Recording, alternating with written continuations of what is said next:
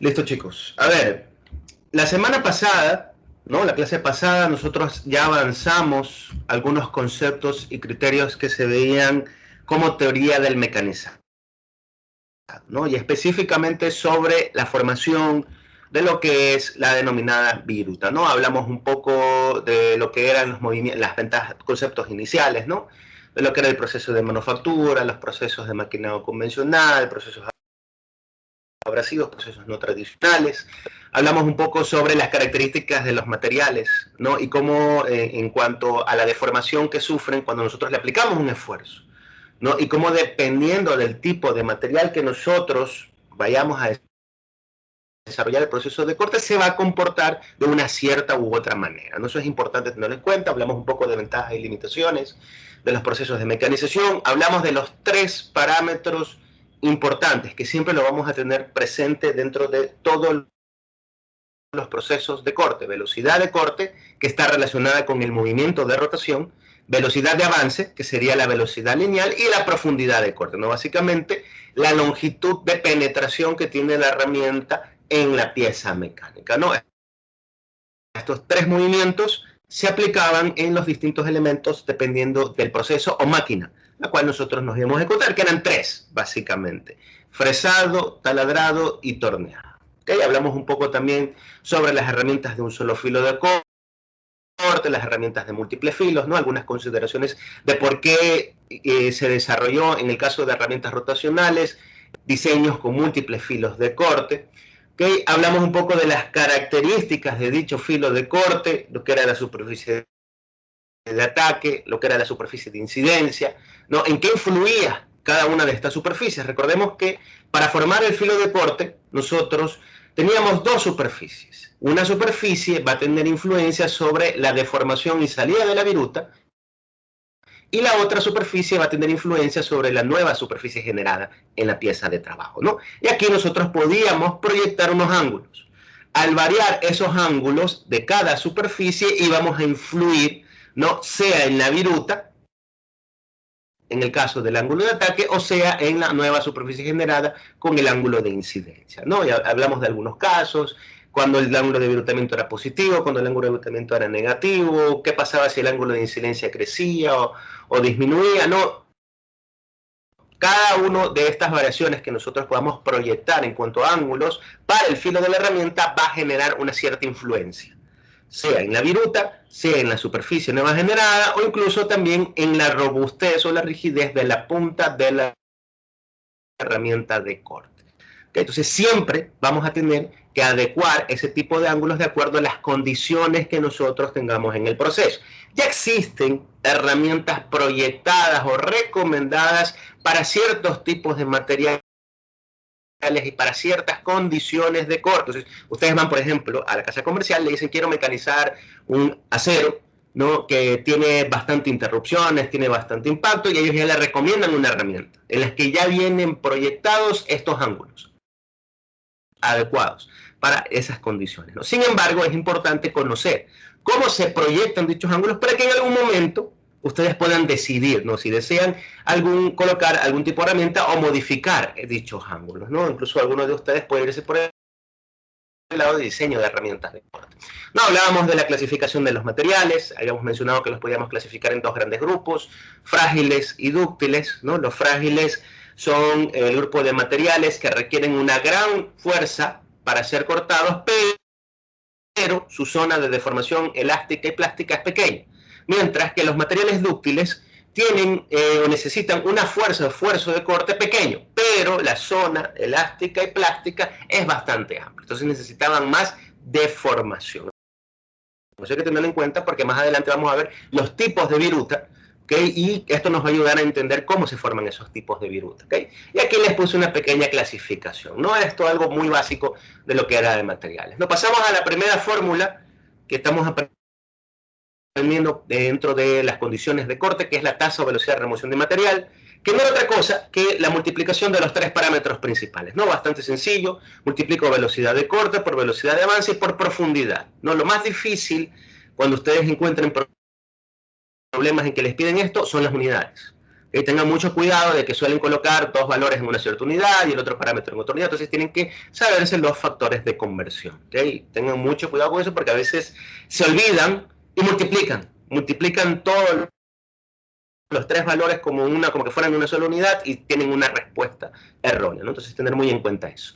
Hablamos también de los procesos de desbaste, ¿no? Procesos en el que nosotros buscamos remover una gran cantidad de material en el menor tiempo posible, sin llegar aún a la forma final que nosotros deseamos en nuestra pieza mecánica. Para lograr esto, nosotros deberíamos utilizar altas velocidades y altas profundidades de corte.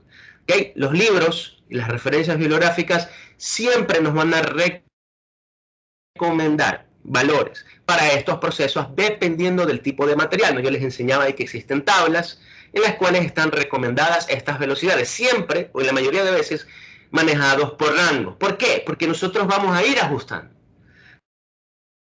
dependiendo de cómo se esté comportando el material. ¿No? Esto hay que tenerlo claro, ¿no? Los procesos de mecanización, mucho más allá de que nosotros tengamos conceptos, criterios, tal vez valores de referencia, nosotros siempre vamos a tener que observar qué se está produciendo durante el proceso de corte y en ese momento ir adaptando o ir modificando, ¿no? Entonces siempre nos vamos a manejar con unos ciertos rangos de velocidades. ¿Okay? Luego teníamos el acabado. En esta fase nosotros lo que queremos es completar la parte y alcanzar las dimensiones finales de la pieza. ¿Okay? Entonces vamos a dejar ya las tolerancias y acabado superficial final. Y para lograr esto lo que se utiliza son bajas velocidades de avance y bajas profundidades de corte. ¿Okay? Lo que hace que tengamos también ciertos valores recomendados, ¿no? De la misma manera nos vamos a manejar siempre con rangos y dependiendo de lo que observemos nosotros en el proceso vamos ajustando. ¿Okay? Algo importante que me faltaba mencionarles aquí con respecto al acabado, ¿no? Es que siempre en las definiciones de la bibliografía nosotros vamos a encontrar que se realizan a bajas velocidades de avance, ¿no? Recordemos que para todos los procesos nosotros tenemos una combinación de tres parámetros: velocidad de corte, velocidad de avance y profundidad, ¿no? En el caso del desbaste, las dos velocidades, que son la velocidad de corte y la velocidad de avance, son altas. Siempre van a ser las más altas posibles. ¿Okay? Y van a ser grandes profundidades de corte. En el caso del acabado, la que tiene que bajar es la velocidad de avance. ¿Okay? Y ustedes van a encontrar técnicos, ¿no? Operadores de maquinaria, que cuando van a realizar el proceso de acabado, ¿okay? No varían el avance, sino que lo que hacen es aumentar la velocidad de corte, o sea, aumentan la velocidad de rotación. ¿Para qué? Para, de una manera proporcional con respecto al desbaste, el avance que habían utilizado inicialmente quede más bajo que la velocidad de rotación. Entonces, entre comillas, están reduciendo el avance. ¿Okay? Ustedes van a observar esa técnica que suelen utilizar los operadores de maquinaria. No, de manera general siempre hay que reducir la velocidad de avance, pero en algunos casos les van a decir o les van a recomendar no disminuyan la velocidad de avance, sino que aumenten la velocidad de rotación. De manera proporcional, a diferencia del desbaste, al aumentar la rotación, el avance inicial quedará bajo. ¿Okay? Entonces, eso es algo que me faltaba mencionar, es porque ustedes lo van a observar más que todo dentro de los talleres y laboratorios de fabricación, ¿no? Pero de ahí, de la misma manera que en el desbaste, ustedes siempre van a utilizar y encontrar tablas, referencias bibliográficas con valores recomendados, como nos dice aquí la bibliografía, para el tipo de material que estemos mecanizando. ¿Okay? Hablamos un poco de lo que eran los fluidos de corte. ¿Okay? Generalmente una combinación de agua con aceite soluble. El agua se encargaba de la parte de enfriar las altas temperaturas que se estaban generando y el aceite se encargaba de la parte de lubricar, que básicamente es disminuir la cantidad de fricción que se estaba generando. Vamos a tener procesos en los que la temperatura que se genera nos puede afectar, es lo más crítico que vamos a tener dentro del proceso de fabricación. Entonces, en esos casos, nosotros debemos utilizar un fluido de corte que tenga un mayor porcentaje de enfriamiento. Vamos a tener también procesos de corte en los que la temperatura no nos va a afectar tanto, pero lo que sí nos va a afectar es la fricción por el desgaste que puede producir tanto en la herramienta como en el material. Entonces, en esos casos, vamos a utilizar fluidos de corte que tengan un mayor porcentaje de lubrificación, ¿no? Y ustedes van a encontrar también una amplia gama de fluidos refrigerantes con estas combinaciones, dependiendo de lo que ustedes tengan en el proceso. ¿Okay? Más adelante vamos a hablar un poco más de esto y les voy a enseñar, ¿no? Algunas nuevas técnicas que se están utilizando, ¿no? Más que todo el lado de investigación que se están utilizando. Tanto existe, por ejemplo, ahora lo que es el mecanizado en seco o dry machining, y también existe el mecanizado en el que utiliza fluidos criogénicos, dióxido de carbono y nitrógeno líquido, ¿no? Son tipos de sistemas de refrigeración que están en estudio, que se encuentran todavía en estudio, y esperemos que en un futuro se puedan implementar, ¿no? Pero también les puedo comentar sobre esos tipos, que es interesante, ¿no? Lo que se está desarrollando. Luego hablamos un poco de máquinas herramientas. ¿Okay? Esto de aquí nosotros ya vimos un repaso en lo que era la parte práctica. De hecho, esta semana tenemos la visita al taller con los que se registraron en la práctica presencial, en donde vamos a profundizar un poco más ya con las máquinas ahí presentes, ¿no? En los diferentes conceptos y partes, instrumentos, herramientas que tienen los equipos, ¿no? Y les indicaré también algunas características adicionales de estos procesos. ¿Okay? Nos toca ahora es introducirnos a lo que es el modelo de corte ortogonal, ¿no? Yo les había mencionado al inicio de la clase, cuando estábamos hablando del contenido del curso, que se plantean modelos matemáticos para tratar de explicar el fenómeno de formación de viruta, ¿no? Siempre las matemáticas han buscado interpretar de alguna manera los fenómenos que ocurren, ¿no? En nuestro medio. En este caso, uno de los modelos que más se utilizan para poder proyectar o poder calcular, mejor dicho, algunos parámetros geométricos que vamos a tener nosotros en la formación de la viruta, el corte ortogonal. ¿Okay? No es el único modelo que existe, por si acaso. Existen otros modelos matemáticos que también tratan de explicar el fenómeno de formación de viruta y que brindan otras fórmulas. ¿Por qué vemos el de corte ortogonal? Porque es el más sencillo y es el más utilizado a nivel industrial. ¿Okay? Existe también el modelo de corte oblicuo, ¿okay? Que incluso tiene un porcentaje en cuanto a error un poco más pequeño que el modelo de corte ortogonal. Recordemos que todos estos modelos matemáticos que tratan de explicar un fenómeno son aproximados. Entonces van a tener un porcentaje de error con respecto a lo que ocurre en la realidad. ¿Okay? Eso debemos estar conscientes. Sin embargo, también deben saber que existen otros modelos que pueden ser mucho más precisos al explicar el fenómeno de la viruta. ¿Por qué no los vemos? Porque requieren un conocimiento en matemáticas más avanzados. Por ejemplo, el modelo de corte oblicuo yo lo vi en la maestría, ¿ok? Y interviene en parte ecuaciones diferenciales, triples integrales, y créanme que se vuelve un poco complejo. Por eso la industria siempre se va un poquito más al lado de lo sencillo y utiliza más que todo el modelo de corte ortogonal. ¿Ok? Tal vez si a alguno de ustedes le interese realmente la materia y quiera profundizar más, puede realizar una maestría, les van a enseñar otros tipos de modelos que se utilizan para explicar el fenómeno de formación de viruta, ¿no? ¿Qué nos dice la bibliografía? Las geometrías son complejas, entonces, ¿cómo podemos nosotros modelar o analizar matemáticamente el fenómeno de remoción del material? De una forma simplificada, sin tomar en cuenta las complejidades geométricas, ¿no? Y ahí interviene el modelo de corte ortogonal. ¿Qué nos plantea el modelo de corte ortogonal? ¿No? Obviamente todas estas fórmulas que vamos a ver vienen a partir de una deducción matemática. No les voy a dar aquí la deducción matemática, ¿okay? Sino que vamos a ir directamente a las fórmulas que nos brinda el modelo de corte ortogonal. ¿Okay? Para serles sincero, hasta me he olvidado un poco de lo que es la deducción matemática, pero nosotros vamos a emplear ir directamente el uso de las fórmulas, que es realmente lo que nos interesa, y que son parámetros que nos van a pedir, ¿okay? Calcular específicamente para luego estimar fuerzas de corte, por ejemplo, y luego estimar también potencia en mecanizado. ¿Okay? Entonces, ¿qué hace el modelo de corte ortogonal? El modelo de corte ortogonal lo que hace es idealizar el fenómeno de formación de viruta en dos dimensiones.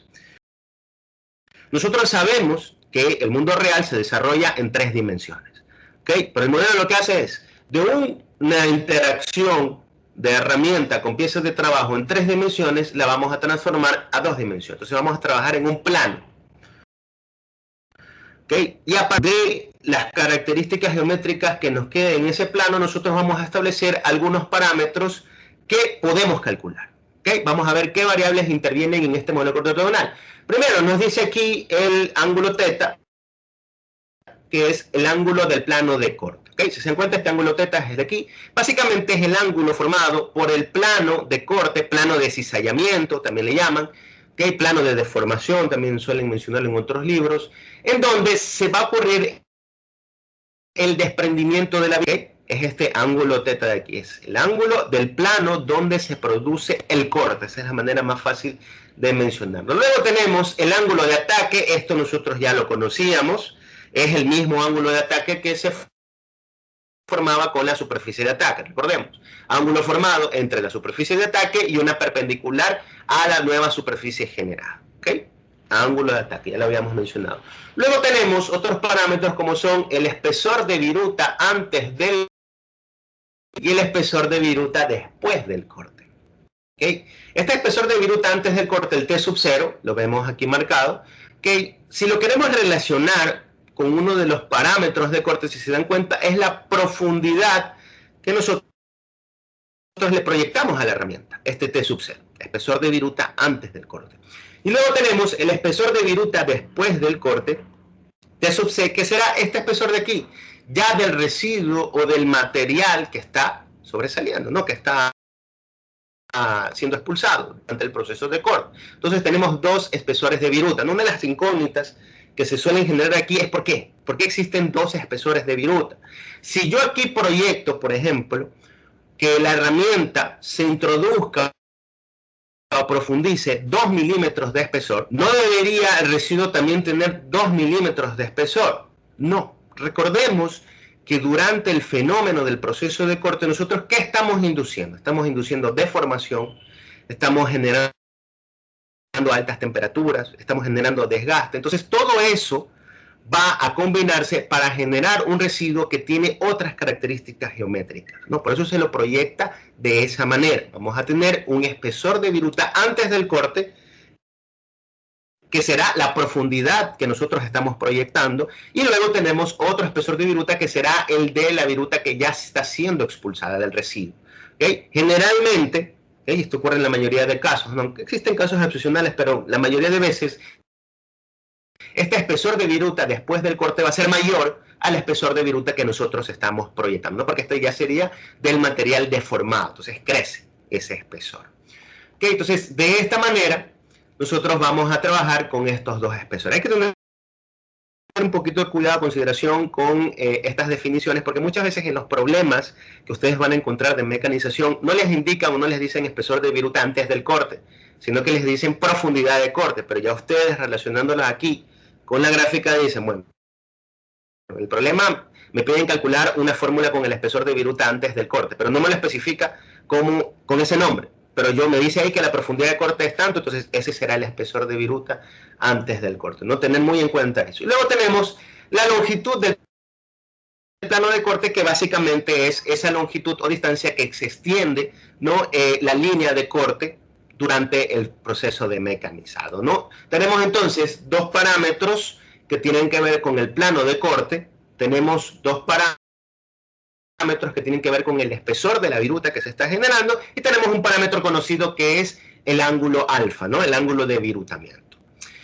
De aquí podemos nosotros desprender la primera fórmula que vamos a utilizar dentro del modelo de corte ortogonal, que es el radio de viruta. El radio de viruta es una relación que existe entre los dos espesores que nosotros estamos analizando en el proceso de corte, el espesor de viruta antes y el espesor de viruta después.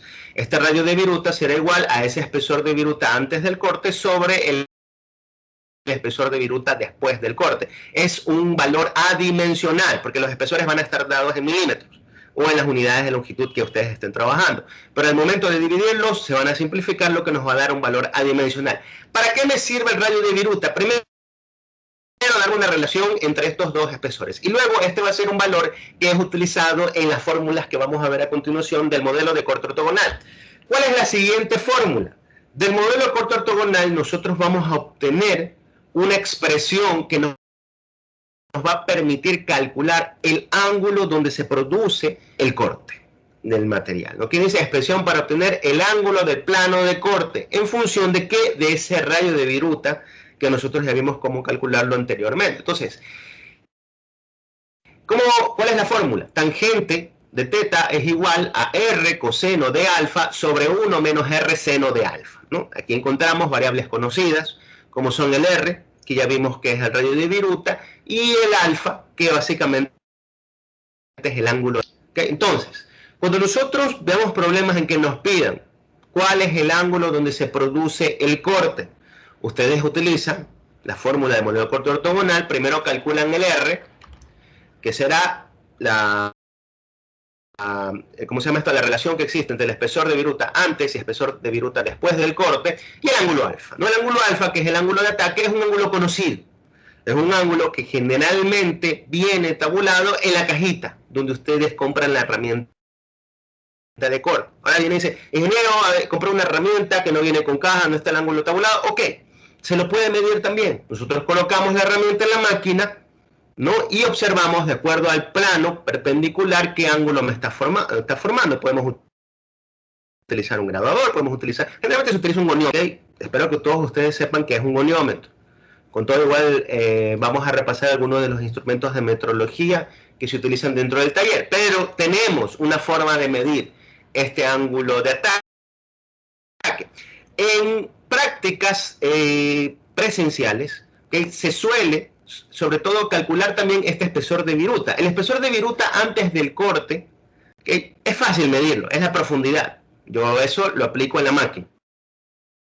¿Qué profundidad va a profundizar la herramienta? Pero este espesor de viruta después del corte, ¿okay? Hay que calcularlo midiendo la viruta. ¿Okay? Y existe de hecho una práctica de modelo corte ortogonal proyectada en la que ustedes tienen que ir, mecanizar un material, y luego con la viruta que se obtiene con un calibrador vernier medir el espesor que se está formando. Y de esa manera ustedes tienen de forma empírica.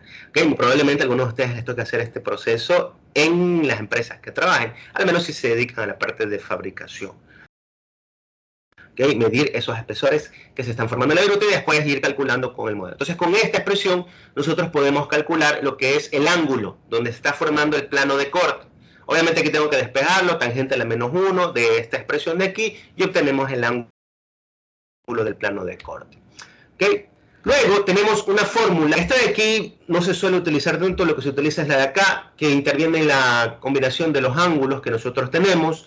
Es la expresión para calcular la deformación cortante en función de los ángulos principales, ¿no? Entonces yo puedo determinar cuál es la deformación cortante que se está generando, ¿no? El esfuerzo cortante que se está generando en el material, o me está generando dicho material. Eso lo hago por medio de esta expresión con los ángulos principales. ¿Cuáles son esos ángulos principales? El ángulo del plano de corte y el ángulo de virutamiento. Entonces, la deformación cortante va a ser igual a tangente del ángulo teta, el ángulo del plano de corte, menos alfa, más cotangente del ángulo teta.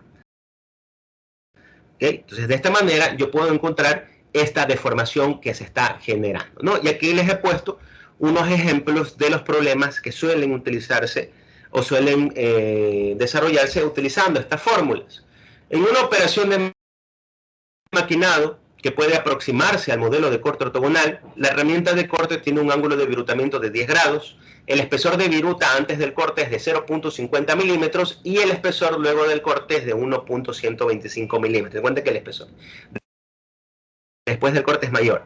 ¿No? Calcule el ángulo del plano donde ocurre el esfuerzo de corte y la deformación en esta operación. ¿Okay? Entonces, ¿qué tenemos que hacer aquí? Nosotros tenemos datos. ¿Okay? El ángulo de virutamiento, ya tenemos el valor de alfa, igual 10 grados. Y tenemos el T sub 0, que es 0.50, y el T sub C, que es 1.25. Entonces, con estos dos valores, rápidamente, yo calculo R. Puedo calcular el valor de R. Con el ángulo de virutamiento, que ya vimos que era 10 grados, y el R, puedo proceder a calcular el ángulo del plano de corte. Con eso, yo ya contesto el primer literal. Y el segundo literal se refiere a la siguiente fórmula que vamos a utilizar para la deformación cortante. Aquí utilizamos ese ángulo del plano que encontramos en el literal anterior y el ángulo alfa, que ya vimos como dato que era 10 grados. ¿Okay? Reemplazamos aquí y obtenemos la deformación cortante del material. ¿Okay? De esta manera yo ya respondo este ejemplo 1. ¿Okay? Luego tengo otro ejemplo en donde nos dan las condiciones de corte en una operación de torneado son, nos dan velocidad de corte, 2 metros sobre segundo, nos dan una velocidad de avance, 0.25 milímetros por revolución. ¿Okay? Tengan cuidado con esto, muchas veces los valores de avance los expresan o los colocan de esta manera, 0.25 milímetros. ¿Okay? Las unidades son milímetros por revolución, solo que dicen que las revoluciones no se las considera como unidades dentro de lo que es la variable, entonces no la colocan, pero es milímetros por revolución. Entonces tenemos 0.25 milímetros por revolución, así lo van a encontrar incluso en los libros, y profundidad de corte de 3 milímetros. Entonces nos están dando velocidad de corte, velocidad de avance y profundidad de corte. El ángulo de ataque de la herramienta, volvemos a tener los datos, 10 grados, produce un espesor de viruta T sub C de 0.54 milímetros. ¿Okay? Entonces tenemos aquí nuevamente espesor de viruta antes, espesor de viruta después. ¿Okay? El espesor de viruta antes no nos especifican directamente, pero nosotros sabemos que por la gráfica, ese espesor de viruta de antes es la profundidad de corte, y tenemos ese valor de profundidad de corte. Entonces, con el valor de espesor de viruta antes, espesor de viruta después, podemos obtener el R. Con el R y el alfa obtenemos el ángulo del plano donde ocurre el esfuerzo de corte. La deformación, tenemos la fórmula para calcular la deformación, seguimos con reemplazo de datos, reemplazo el ángulo del plano de corte, el ángulo alfa que nos dan también, que es de 10 grados, y obtengo con eso mi deformación cortante. Finalmente nos están pidiendo algo adicional aquí, que es la tasa de remoción de material. ¿Qué habíamos dicho que era la tasa de remoción de material? Era la multiplicación de los tres parámetros. ¿Okay? Velocidad de corte por velocidad de avance por profundidad. Y aquí tenemos los tres parámetros. Eso sí, mucho cuidado con las unidades. Si se dan cuenta, la profundidad y el avance están en milímetros, mientras que la velocidad de corte está en metros. ¿Okay? Entonces debemos transformar la velocidad de corte a milímetros para luego multiplicar y de esa manera tener la respuesta de tasa de remoción de material correcta. ¿Okay? Entonces, de esa manera se desarrollan los ejercicios del modelo de corte ortogonal. Si se dan cuenta, es bastante mecánico. ¿Okay? No hay nada complicado más que aplicar correctamente las fórmulas. ¿Okay? ¿Qué aplicaciones industriales tiene esto? Recordemos que cada material que nosotros tenemos en nuestro medio tiene un esfuerzo de deformación cortante. Tiene una deformación cortante específica. De hecho, nosotros la vamos a poder encontrar tabulados en las tablas de cada propiedad mecánica del material. Ustedes, por ejemplo, buscan propiedades mecánicas del acero, propiedades mecánicas del aluminio, propiedades mecánicas del bronce, del cobre, y ahí ustedes van a encontrar la deformación cortante que produce ese material. ¿Qué ocurre si en industria les dicen, aquí tengo, ingeniero, este material, no sé qué material es, no tengo ni idea de qué material es, pero necesitamos descubrirlo? ¿Existe alguna forma de realizarlo, algún procedimiento?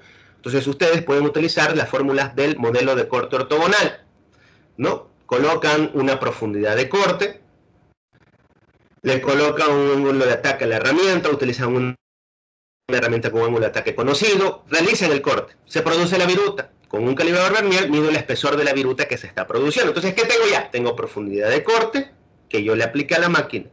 Tengo el ángulo, que lo tiene la herramienta. Y tengo el espesor de viruta. Lo medí después de cortar el material con un calibrador Vernier.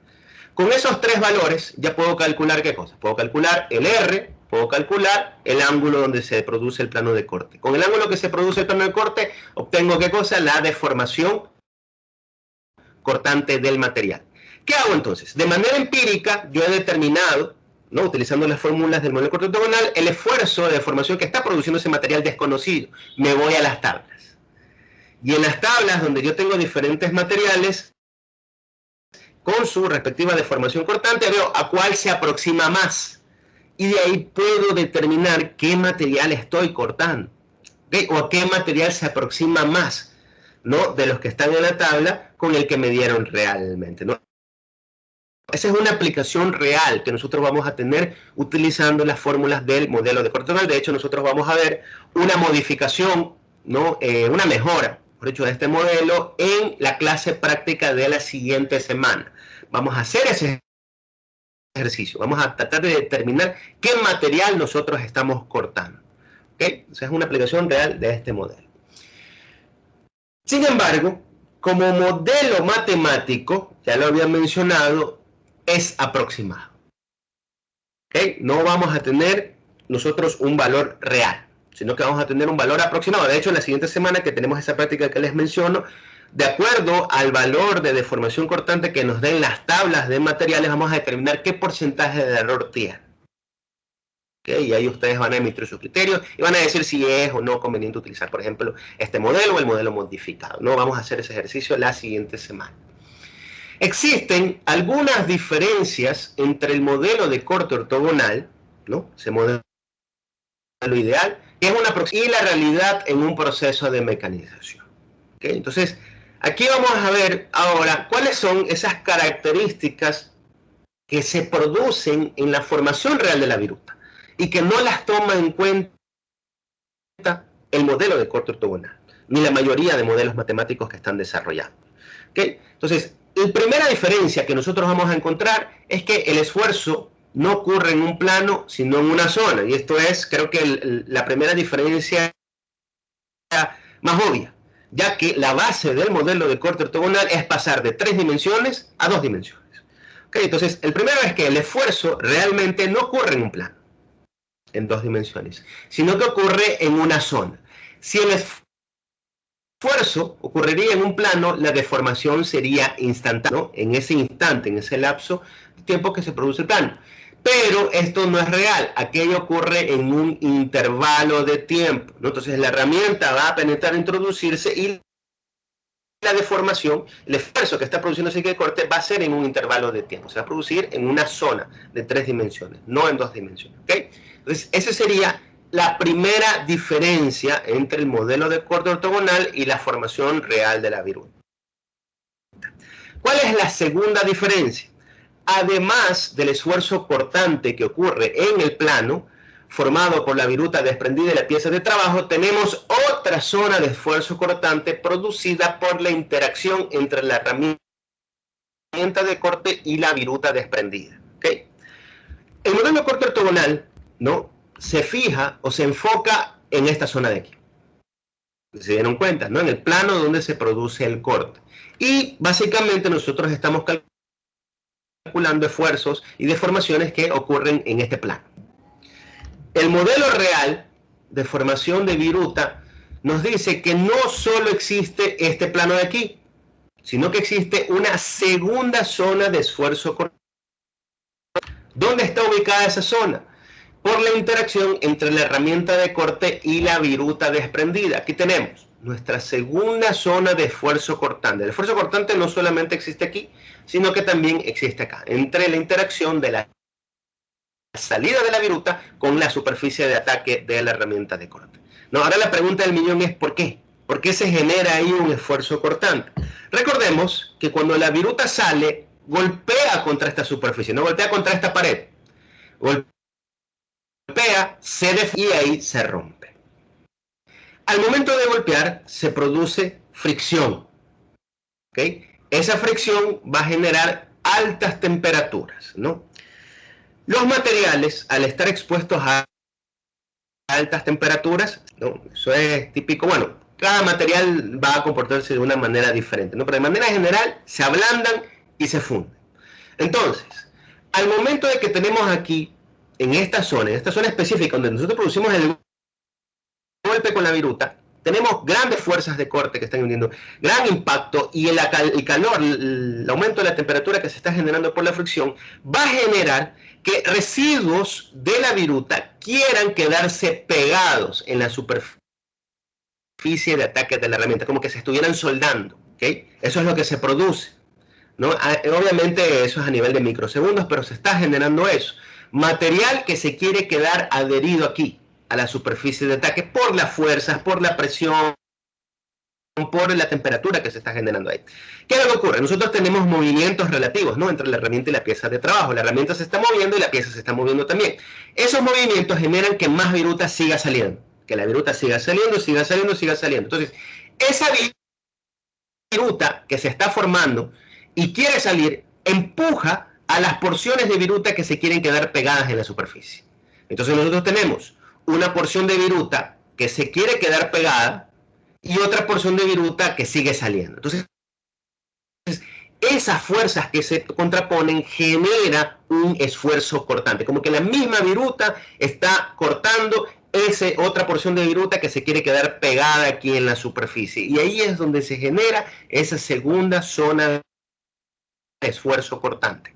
Tiene una influencia cuando nosotros dejamos que bastantes porción de material se quede pegada aquí en la superficie. Ya lo vamos a ver más adelante.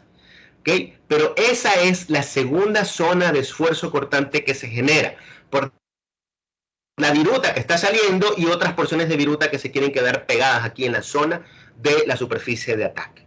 Eso no lo analiza el modelo de corte ortogonal, ni siquiera lo menciona. Nosotros en el modelo de corte ortogonal solo nos enfocamos en esta zona, en el plano donde se produce el corte de la viruta, ¿no? La remoción de material. Esta zona de aquí, el modelo de corte ortogonal no lo estudia. Entonces ahí tenemos nuestra segunda diferencia con respecto al modelo de corte ortogonal y la formación real de la viruta. ¿Cuál es la tercera diferencia? La tercera y última diferencia. La formación de viruta va a depender del tipo de material que se está maquinando y de las condiciones de corte en la operación. Entonces, nosotros vamos a depender para formar un cierto tipo de viruta, primero, de las propiedades que tenga el material y de las condiciones de corte. ¿Qué se refiere con eso? Si el material es maleable, si el material es frágil, si estamos utilizando velocidades altas, estamos utilizando velocidades bajas. Recuerden que todas estas condiciones que intervienen, influyen en algo en el proceso de corte. De ahí nosotros vamos a poder clasificar 4 tipos de viruta, ¿no? Realmente la quinta se las voy a dar en la práctica de la siguiente semana, pero aquí vamos a estudiar 4, que son las que ustedes comúnmente van a encontrar en los libros. Vamos a tener viruta discontinua, viruta continua con falso filo y viruta sana. Son 4 tipos de viruta típicos que nosotros vamos a encontrar en los diferentes materiales. ¿Cuál es la viruta discontinua? Como su nombre lo dice, ¿no? Es la que al momento de salir y producirse la deformación se desprende fácilmente. Si se dan cuenta, miren aquí cómo se va formando porciones de material. Entonces, aquí yo no necesito bastante deformación, sino que con la deformación que me genera de manera convencional la herramienta, esta se desprende fácilmente. Recibe el nombre de viruta discontinua. Luego, tenemos la viruta continua. La viruta continua es un tipo de viruta que no se rompe o no se desprende tan fácilmente. Generalmente es alargada, por eso le llaman continua, ¿no? Que sigue y sigue y sigue saliendo, nunca se desprende, nunca se corta fácilmente. ¿Okay? Este tipo de viruta generalmente tiene la característica de generar problemas, ya que se queda enrollado. Nosotros lo vimos en el video de la práctica, suele quedarse enrollado en la pieza de la mecánica, en las herramientas, ¿no? Puede producir algún tipo de accidente. Y luego tenemos el tipo de viruta continua con falso filo. Este tipo de viruta se genera también en materiales, ¿no? que producen estas virutas continuas, ¿no? Que no se desprenden tan fácilmente. ¿Cuál es el problema aquí? El problema aquí es que por las velocidades que se están utilizando, que se están proyectando, porciones de la viruta se quedan pegadas en la superficie. ¿Nos recuerda eso algo? La segunda zona de esfuerzo cortante. Entonces, por las velocidades que se están generando, empieza a acumularse viruta, empieza a acumularse viruta, empieza a acumularse viruta, hasta que recubre la punta de la herramienta de corte. Entonces, ese recubrimiento de viruta en la punta de la herramienta de corte es la que va a generar el proceso de mecanizado. Ya no en el filo de la herramienta, sino un recubrimiento de la misma viruta, y por eso se le llaman falso filo. ¿No? Viruta continua con falso filo.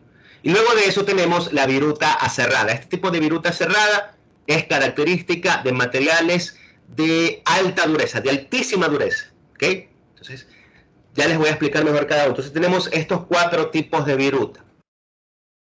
Teniendo en cuenta que yo les había mencionado anteriormente que podemos clasificar los materiales en 2 grandes grupos, materiales frágiles y materiales dúctiles, ¿En qué tipo de materiales ustedes creen que se produce la viruta discontinua? ¿En materiales frágiles o materiales dúctiles?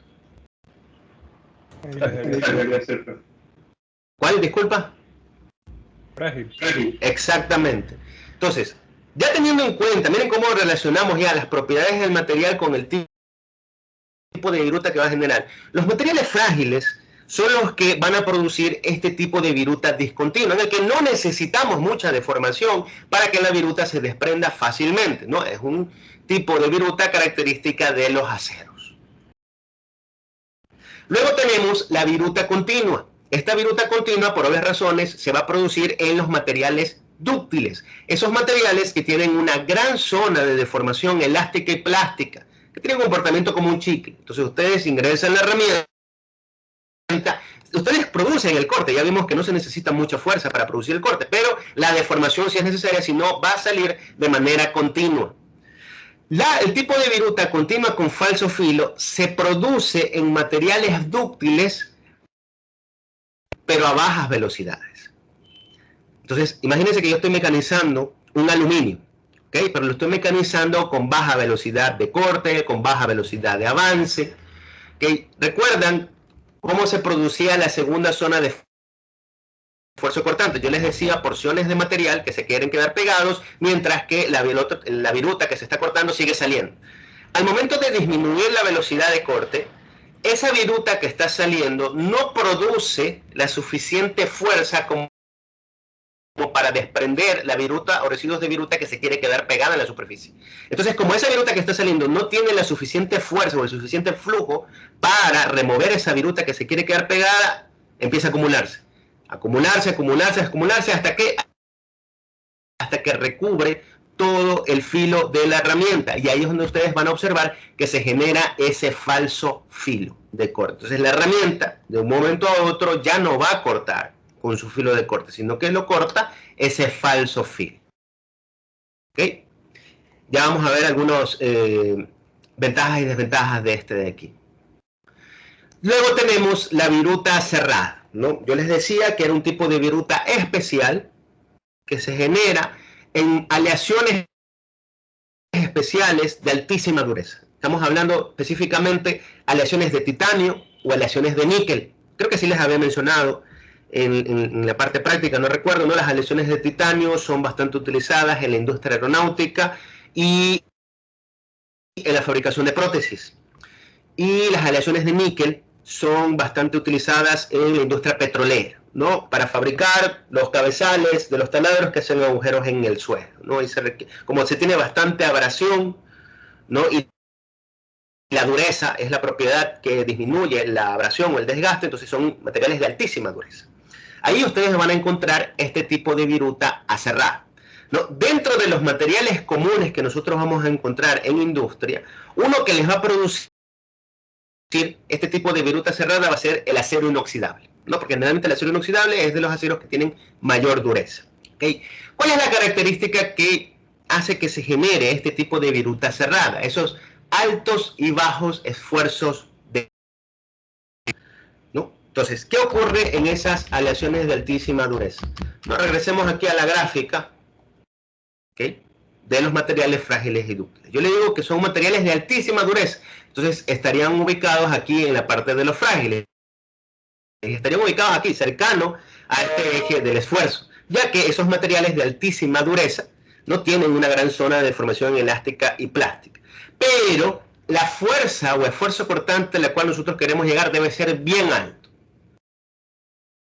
Entonces, la herramienta va a empezar a penetrar el material, genera una fuerza, sigue subiendo, llega a un esfuerzo tan alto que al momento que se desprende la viruta cae abruptamente. Luego, para el siguiente ciclo de corte, vuelve a subir hasta llegar a un esfuerzo tan alto que permita que la viruta se desprenda y drásticamente cae. Entonces, esos ciclos de altos y bajos esfuerzos de corte es lo que ustedes van a observar reflejados en la geometría de la viruta. Y por eso tenemos aquí picos de altos esfuerzos y bajos. Aquí tenemos altas zonas de esfuerzo cortante y bajas zonas de esfuerzo cortante. Esa es la característica que va a ser de altos y bajos que genere esta forma cerrada. ¿Okay? Entonces, siempre que mecanicemos titanio, mecanicemos aleaciones de níquel, incluso en algunos aceros inoxidables, sobre todo los que tienen alta dureza, ustedes van a observar que se produce este tipo de viruta aserrada. ¿Okay? Entonces, tenemos los 4 tipos principales de viruta que nosotros vamos a encontrar en los materiales. Viruta discontinua, viruta continua con falso filo.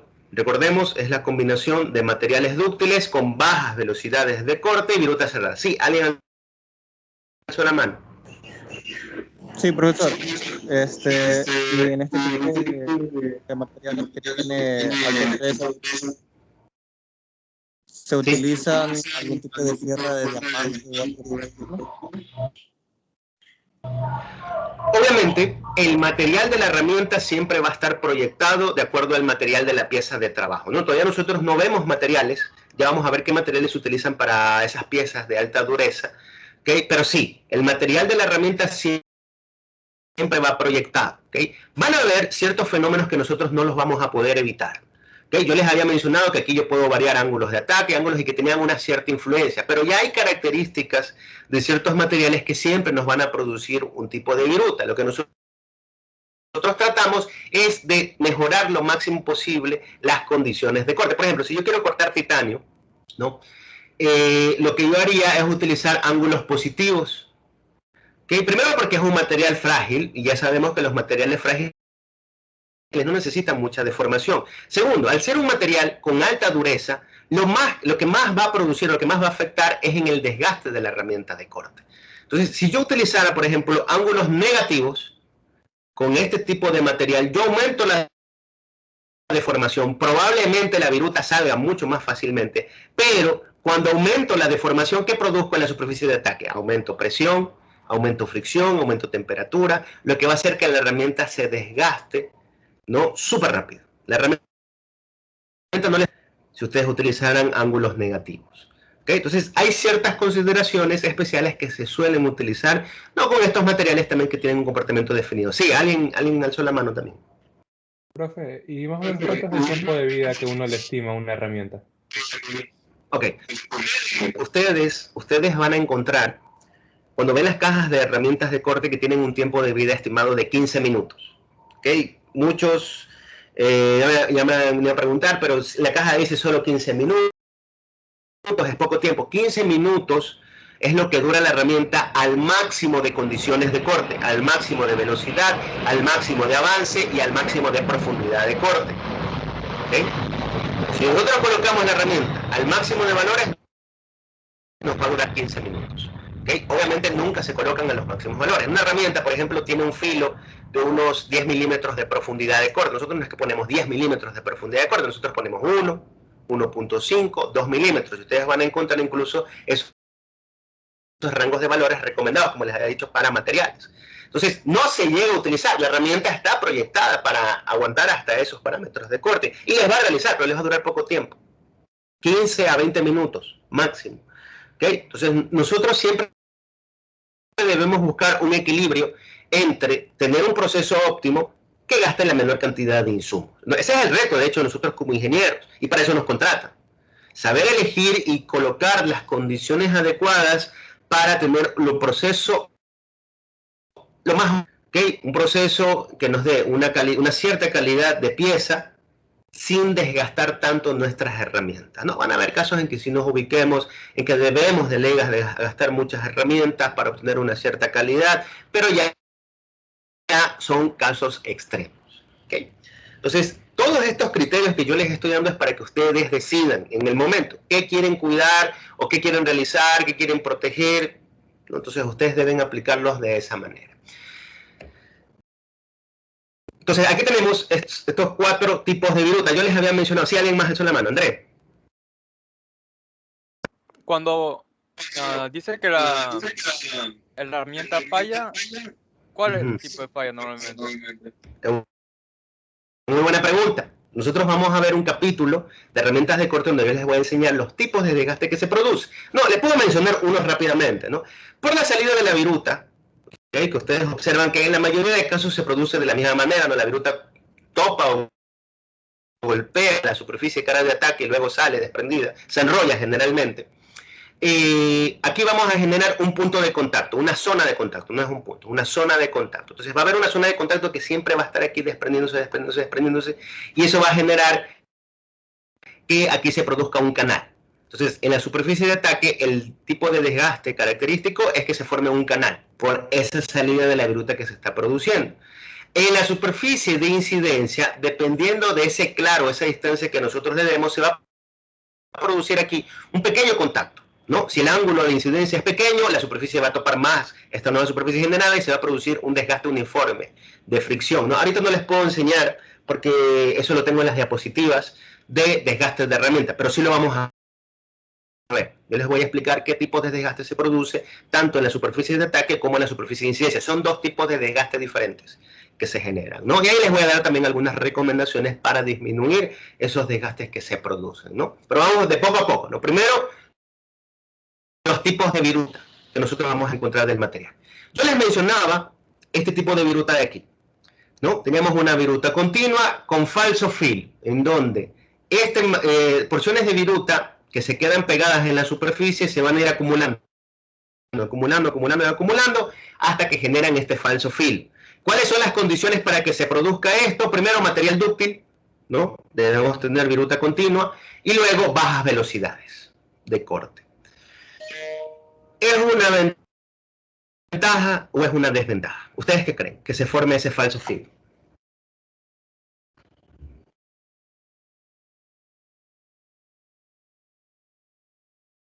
Pues depende de la aplicación, por lo que veo, profe. Depende. Esa es la respuesta. ¿Okay? Y la mayoría de respuestas en procesos de mecanización van a ser depende. Depende de lo que ustedes deseen o del proceso, las condiciones que nosotros tengamos. No, les voy a poner los dos procesos característicos que nosotros tenemos. El desbaste y tenemos el acabado. En el proceso de desbaste, ¿qué me interesa a mí?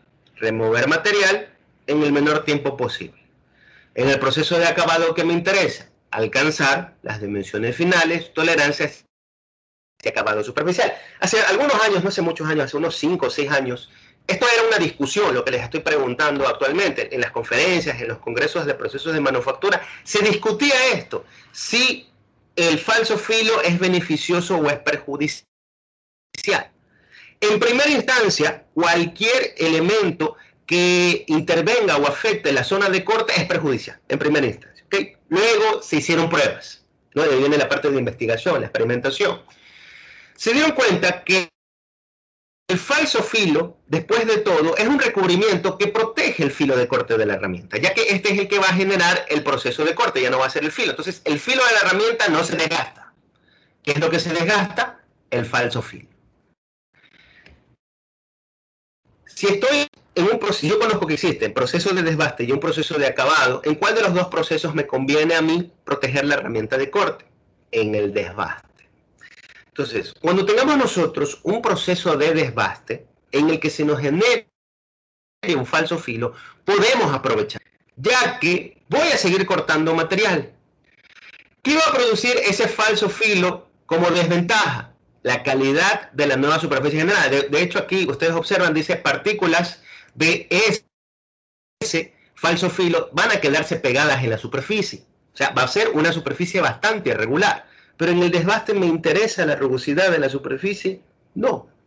Entonces, durante un proceso de desbaste, yo puedo aprovechar el falso filo. La herramienta va a seguir cortando, voy a desprender material y no se va a desgastar. ¿Okay? Entonces, aprovecho ese falso filo. Caso contrario, un proceso de acabado. ¿Qué quiero yo en el proceso de acabado? En un proceso de acabado yo quiero dar la calidad superficial y dimensiones finales de mi pieza mecánica. Entonces, ¿puedo utilizar el falso filo? No. El falso filo debo quitarlo, debo eliminarlo si estoy en un proceso de acabado. ¿Okay? Entonces, miren cómo yo utilizo las ventajas y desventajas de cada uno dependiendo del proceso y las condiciones que voy a tener en este proceso de mecanizado. ¿Okay? Ahora, la pregunta es, ¿cómo elimino el falso filo? ¿No? La primera reacción de un operador al observar que se está acumulando viruta en la punta de la herramienta de corte es parar el proceso. para el proceso, apaga la máquina. Es lo peor que ustedes pueden realizar. ¿Por qué? Recordemos cómo se formó ese falso filo.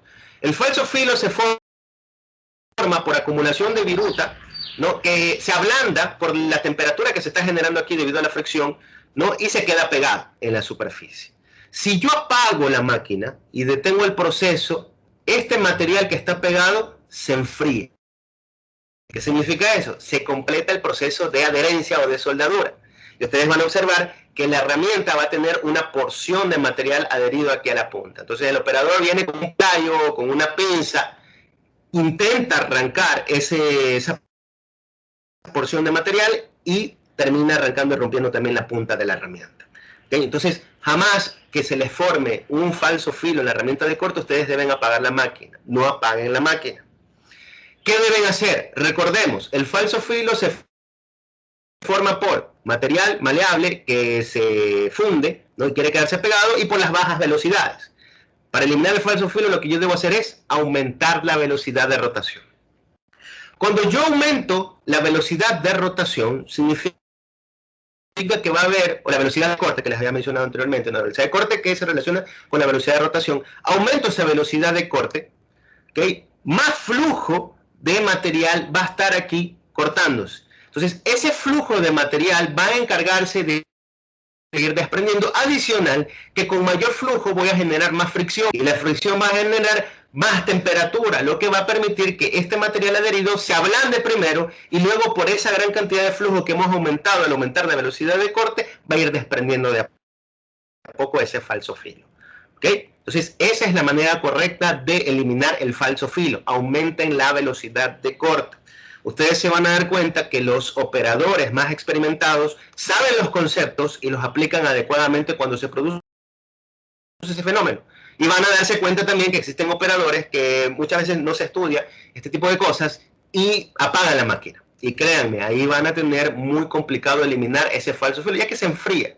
Y básicamente termina el proceso de adherencia o de soldadura en la punta de la herramienta de corte. Entonces, tener muy en cuenta los conceptos y los criterios que se utilizan. ¿Okay? ¿Puedo aprovechar el falso filo? Sí. Si estoy en un proceso de desbaste, aprovechenlo. Si estoy en un proceso de acabado, tengo que eliminarlo. Sí, ¿alguien tiene alguna pregunta? Sí, profesor. Para eliminar el falso filo, ¿tenemos que retornar la velocidad anterior o la mantenemos? Aumentan la velocidad. Por ejemplo, yo estoy aquí trabajando en aluminio y estoy trabajando a 1000 revoluciones por minuto, ¿no? Yo tabulo la máquina a 1000 RPM. Observo que esa velocidad me está generando un falso filo. Estoy en un proceso de desbaste, bueno, dejo que trabaje, dejo que siga desbastando y siga desbastando. No, ya voy a terminar el proceso. Antes de que termine el proceso, ok, entonces cojo y aumento de los 1000, 1200 que estaban, le aumento a 2000 o le aumento a 2500. Ustedes van a observar que empieza a moverse el proceso de corte más rápidamente. Entonces, mayor porción de viruta va a salir, va a generar fricción, se ablanda el material pegado en la punta de la herramienta y el mismo flujo de la viruta lo va a ir desprendiendo de a poco. ¿Okay? Esa es la forma correcta de desprender. Entonces aumentan las cantidades de velocidad de corte, que generalmente está relacionada con el movimiento de rotación. Si estamos en el torno, será el movimiento de rotación de la pieza. Si estamos en la fresadora, será el movimiento de rotación de la herramienta de corte. ¿Okay? Entonces, eso. Aunque en el caso de la fresadora es más complicado que se forme viruta continua y falso filo. Porque recordemos que el proceso de fresado es un corte interrumpido. Entonces, un filo de corte está solamente un tiempo dentro y luego sale. Y la viruta que se desprende podrá ser larga, pero no llega a acumularse, ¿no? Este tipo de fenómeno es más crítico en los procesos de torneado, sobre todo. No significa que no se pueda producir en el fresado, incluso se puede producir en el taladrado. ¿Okay? Entonces, nosotros debemos aumentar las RPM, la velocidad de corte. ¿Okay? Entonces, eso. ¿Qué nos dice la bibliografía ahorita para repasar rápidamente? Lo que ya les había mencionado, viruta discontinua, se producen materiales frágiles, virutas formadas en segmentos separados, superficie final irregular, porque se produce alta fricción entre la herramienta y la viruta, altos avances, altas profundidades de corte. Viruta continua, características de materiales dúctiles, porque se produce herramienta de corte bien afilada, baja fricción entre la herramienta y la viruta, alta velocidad de corte. Esa baja fricción es por los ángulos positivos que nosotros utilizamos, ¿no? Más positivo, va a haber menos choque entre la viruta y la superficie, menos deformación, entonces también disminuye la fricción. Avances y profundidades relativamente bajos. Da generalmente un buen acabado superficial, difícil de manipular, se envuelve en la herramienta de cortes y se utiliza un rompevirutas. Yo todavía no les introduzco el concepto de rompevirutas, ya lo vamos a ver en el capítulo de herramientas de corte. Para estas virutas largas y continuas existe una variación aquí en la geometría de la punta de la herramienta que permite que se enrolle más, se deforme más. Eso se lo conoce con el nombre de rompevirutas, pero ya lo vamos a ver más adelante. Luego tenemos la viruta continua con falso filo, tenemos materiales dúctiles a bajas o medias velocidades de corte, pero generalmente son a bajas velocidades. Recordemos que aquí hay una segunda zona de esfuerzo cortante, material que se quiere quedar adherido y el flujo de viruta que lo está empujando. En velocidades bajas, el flujo de viruta que lo está empujando no es suficiente y por eso empieza a acumularse, se acumula hasta que recubre toda la punta de la herramienta. Yo tengo vídeos reales de estas virutas, pero se los voy a enseñar en la clase práctica de la siguiente semana. Ahí vamos a ver cómo se produce la deformación en estos tipos de materiales, lo que genera estos tipos de virutas. Incluso tengo un video del falso filo para que ustedes lo observen. Es deformación cíclica, se forma, crece, se desprende, porque se produce fricción entre la viruta y la herramienta, causa porciones del material de la pieza se adhieren a la herramienta, ¿no? El concepto básico de formación del falso filo. Nos da un pobre acabado superficial, ¿no? Esto es obvio. Si yo aquí estoy cortando con un filo, ¿no?, irregular, que es la viruta que se encuentra acumulada, va a producir que porciones, primero una superficie irregular, luego porciones de este falso filo se van a adherir, que es lo que nos muestra aquí. Y de hecho aquí nos ponen una foto de una herramienta de taladrado, y miren aquí, la viruta adherida a lo que es la punta de la herramienta de corte. Entonces, viruta continua con falso filo.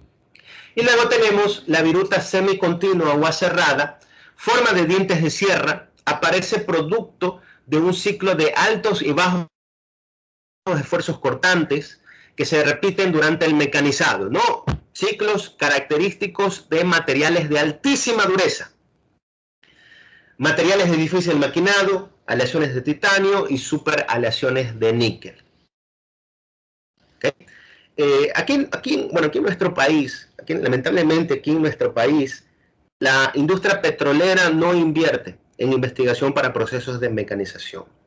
Pero cuando yo me fui a hacer la maestría a Brasil, la industria petrolera invertía bastante dinero, literalmente les pagaban la maestría y los doctorados a los estudiantes para que desarrollen investigación. ¿Investigación en qué? En procesos de corte más óptimo de esto, sobre todo estas superaleaciones de níquel, ya que ellos utilizaban, ya que tenían que producir esos cabezales de taladro para perforar el suelo, ¿no? Entonces hacían diferentes tipos de investigación, en herramientas, en experimentar con diferentes parámetros, hasta hacían investigación en fluido refrigerante para ver qué fluido refrigerante disminuía la temperatura y evitaba, por ejemplo, los cambios de propiedades en la superficie del material. O sea, hay algunas cosas que se pueden estudiar aquí dentro de los procesos de mecanizado, ¿no? Pero se necesita inversión, ¿okay?, para ello.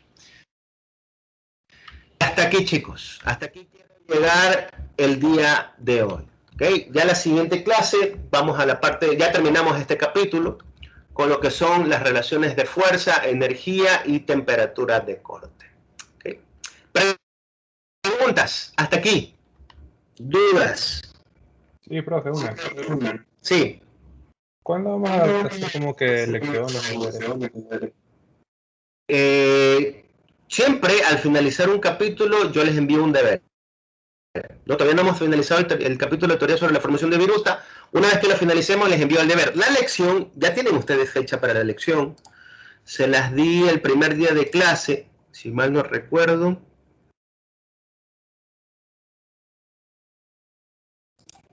Aquí está. Okay, la lección están en las diapositivas. Aquí está. Aquí está. La primera lección la tenemos del 8 al 12 de noviembre. ¿Okay? Estamos en esta semana, del 18 al 22. Todavía estamos con teoría del mecanizado, ¿no? La siguiente semana me voy a tomar otra para teoría del mecanizado, pero es porque lo de máquinas, herramientas y operaciones de corte ya lo vimos en ¿cómo se llama? Vimos bastante en la parte práctica, entonces aquí ya no necesito tanto tiempo. Y ahí tendríamos en la semana del 8 al 12 de noviembre la lección 1. Lo que avancemos. Yo sé que aquí tenemos una semana en que vamos a perder clase, ¿ok? Ya les indicaré cómo recuperaremos eso, pero esta semana del 8 al 12 será la primera lección. No, la tarea se las enviaré una vez finalizado el capítulo, que será la siguiente semana. ¿Ok? Listo, chicos. ¿Alguna otra consulta? ¿Alguna otra pregunta? Sí. La formación de Visa No se puede. de dos formas, o sea, las dos formas. No te entiendo. ¿Cómo dos formas? O sea, ¿Qué dos cuando formas? tiene cuando la velocidad de corte es baja y le agrego velocidad, y voy a aportar otro tipo de virtud. Y digamos, son dos formas de vivir. O sea, tú me dices que sin un proceso se pueden generar dos formas de virus. Ajá, ajá. Ok. Inicialmente, no. Ok. Ahora, ¿no? Ahora estamos observando que existe bastante la introducción de los materiales compuestos. ¿Okay? Materiales compuestos que generalmente son la combinación de dos tipos de materiales. ¿Okay? Puede producirse en esos casos, dependiendo de las características del material y también de los tratamientos que pueda tener, pueda producir dos tipos de viruta diferentes. Lo que ustedes deben hacer es simplemente atacar dependiendo del tipo de viruta que se esté generando en el momento. Que ustedes ya saben un cierto material que se está generando, ¿okay? Y dependiendo, eso también ya interviene bastante en la experiencia. Obviamente ustedes cuando van a fabricar reciben un material, preguntan las características y después ustedes lo ubican entre frágiles o dúctiles. O incluso pueden estar en un rango intermedio. Ustedes realizan el proceso de corte asumiendo unas condiciones iniciales. Si les resulta bien, siguen con el proceso e incluso pueden mejorar. Si les resulta mal, ahí las van ajustando. ¿Ajustando cómo? Utilizando los conceptos que estamos aprendiendo en este momento. ¿Qué hacer cuando tengo materiales dúctiles? ¿Qué hacer cuando tengo materiales frágiles? ¿Qué consideraciones tomar con materiales de alta dureza? ¿No? Eso es lo que nosotros hacemos como ingenieros. Pero puede ser, no es muy común. ¿Okay? No es común lo que tú me estás planteando. Puede producirse, por ejemplo, generalmente en materiales que se forman como fibras, la fibra de carbono. Existen materiales especiales como algunos compuestos de grafito, algunas fundiciones. De hecho, yo les dije que había un quinto tipo de viruta, que no lo estamos viendo aquí, que es el tipo de viruta quebradizo. ¿Okay? Muchas veces en los libros básicos de ingeniería no lo colocan. ¿Por qué? Porque son materiales especiales, no tan comunes, que tal vez ustedes se los pueden encontrar, pero sí se los voy a mencionar en la clase práctica. Ahí sí vamos a ver a mayor profundidad esta formación de viruta en los diferentes materiales. ¿Okay? No, ya hay que ver qué nos preparan también los futuros descubrimientos, ¿no? En cuanto a materiales.